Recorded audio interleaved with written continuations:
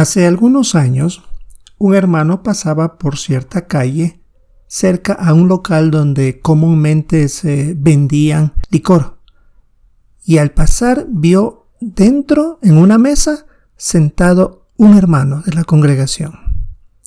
No tenía nada ahí, pero ¿qué hacía el hermano en ese lugar? Después de un tiempo, le dijo a uno de los ancianos lo que había observado. Y se llamó a este hermano que estaba dentro de ese local donde se vendían licores que explique la situación, por qué estaba bebiendo. Realmente esta situación es bastante crítica y se presta para muchas cosas. Así precisamente es lo que vamos a ver en esta sección de tesoros de la Biblia. ¿Qué aprendemos de un malentendido? Creo que muchos de nosotros podemos ver, escuchar o leer cosas que podrían entenderse mal. Y eso es lo que pasó con las tribus del este del Jordán. Veamos de quiénes se trata y qué sucedió.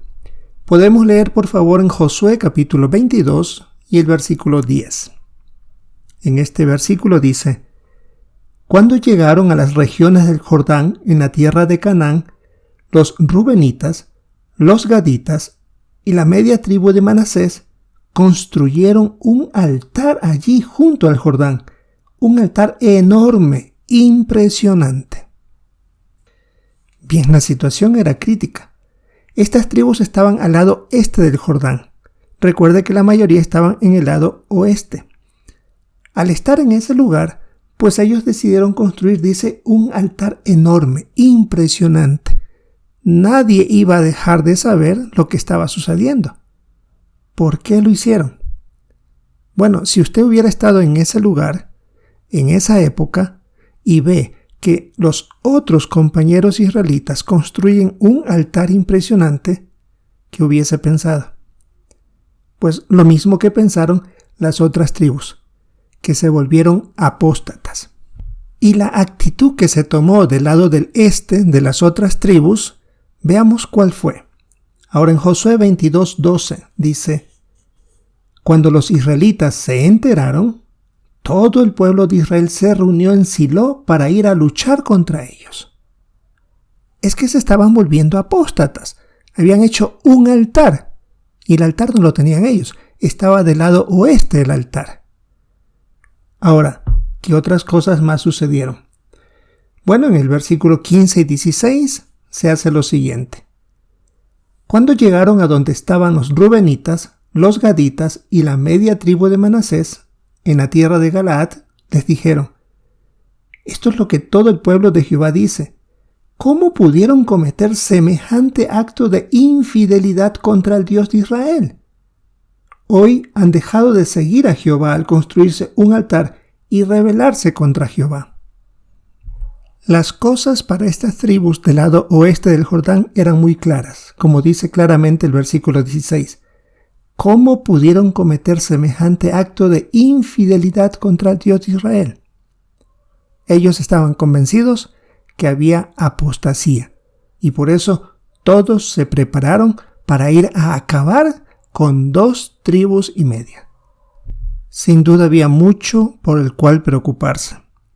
Sin embargo, no se tomó acción de batalla de inmediato. ¿Qué es lo que ellos hicieron?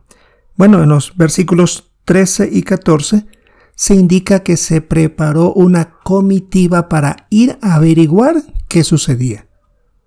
El encargado principal fue Fineás, hijo del sacerdote Eleazar.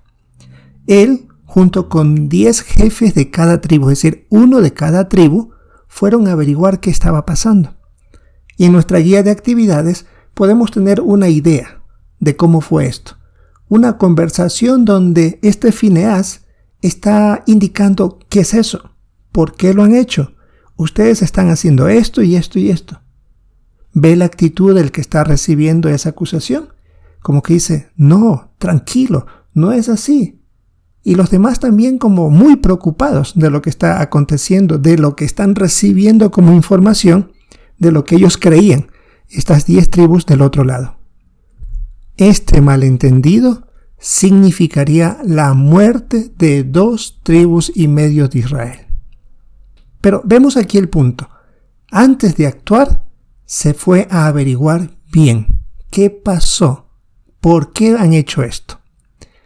Volviendo a la experiencia que les mencioné al inicio del discurso, de este hermano que se lo vio estando dentro de un local donde se expendía licor, cuando fue acusado directamente por los ancianos, el hermano que lo vio no fue directamente al que estaba dentro del local a decir, ¿qué haces aquí? Sino que fue directo a hablar con uno de los ancianos, decir, él está tomando o bebiendo licor. Luego el anciano, al saber esto, hizo los pasos que tenía que dar. Llamó al hermano que estaba siendo acusado y le preguntó, ¿usted estaba dentro del lugar? Sí. ¿Estaba bebiendo? No. Cuando se le preguntó entonces, ¿qué hacía usted dentro sentado en ese lugar? El hermano explicó, porque ahí venden una comida que a mí me gusta. ¿Qué era lo que pasaba? Que en ese mismo local, durante el día, vendían comida. Y el hermano estaba ahí para comer, pero no se le vio nada que tenía en la mesa en ese momento. Pero por las noches, ese mismo local era un lugar donde se vende licor. ¿Ve el punto? No se averiguó primero, sino que de inmediato se actuó. Una vez que se arregló la situación, pues todo quedó en calma. Y claro, hubo que hablar con el hermano que había acusado para que se entere por qué el hermano estaba dentro. Así, todos estaban en paz. Esto es lo que pasó también con Fineás. Fue, junto con 10 más, a saber las razones de por qué se había hecho un altar. ¿Por qué lo habían hecho?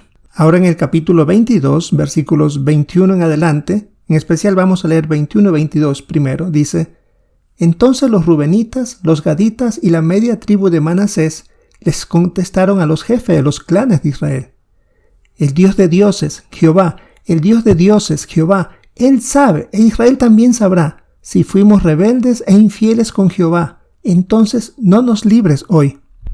El versículo 24. Pero no, nosotros no lo hicimos por otra cosa que nos preocupaba.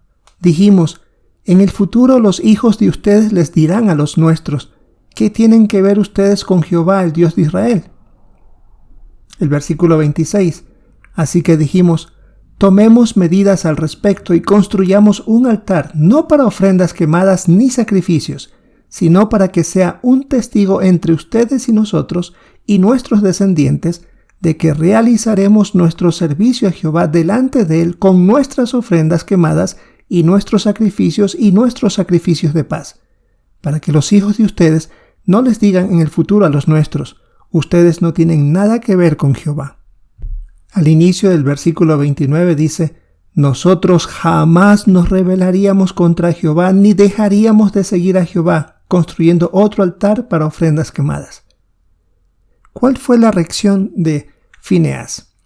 En el versículo 30, cuando el sacerdote Fineás, los jefes del pueblo y los jefes de los clanes de Israel que estaban con él, oyeron las palabras que dijeron los descendientes de Rubén, Gad y Manasés, quedaron satisfechos.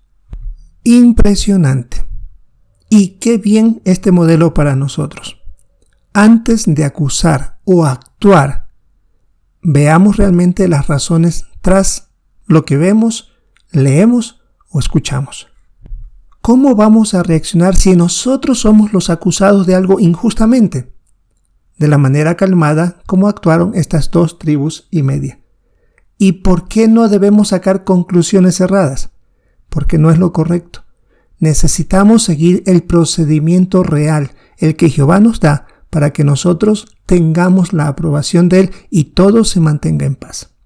Un excelente ejemplo de lo que podemos aprender de un malentendido. No nos apresuremos ni a ofendernos ni a acusar. Hagamos las cosas de la manera apropiada, investigando que los que son los debidos responsables lo hagan y así todo estará en paz bajo la bendición de Jehová.